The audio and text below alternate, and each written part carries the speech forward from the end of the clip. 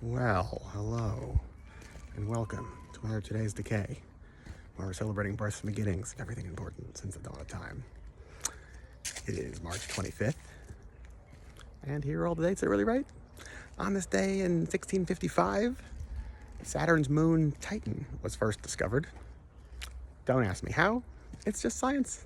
Discovered, poof, somehow. And apparently scientists seem to think that there's a strong chance that there's the right conditions on Titan for some sort of life to emerge. What sort of life, you ask? I have no idea. But life, nonetheless.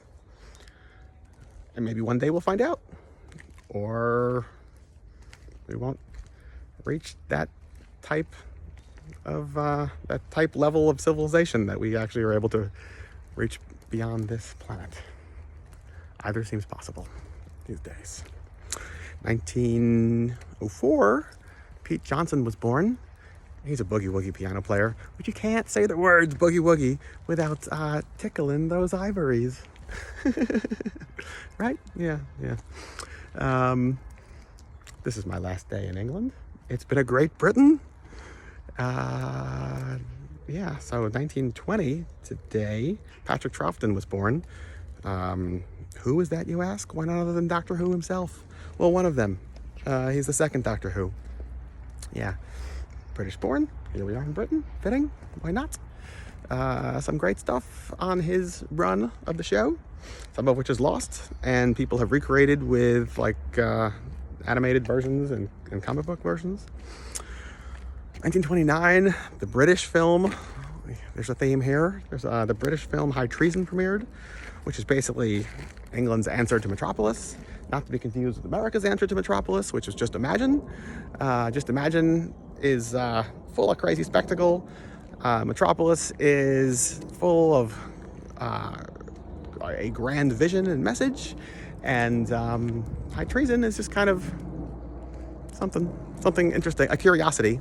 That's the word. It's a curiosity because it was lost for so long, and relatively recently was found, and it's a little underwhelming.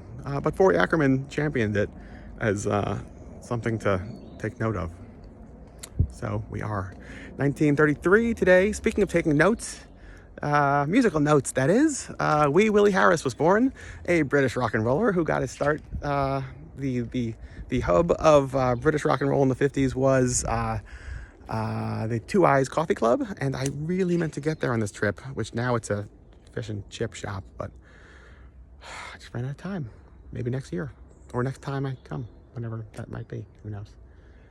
In the future, where I will spend the rest of my life.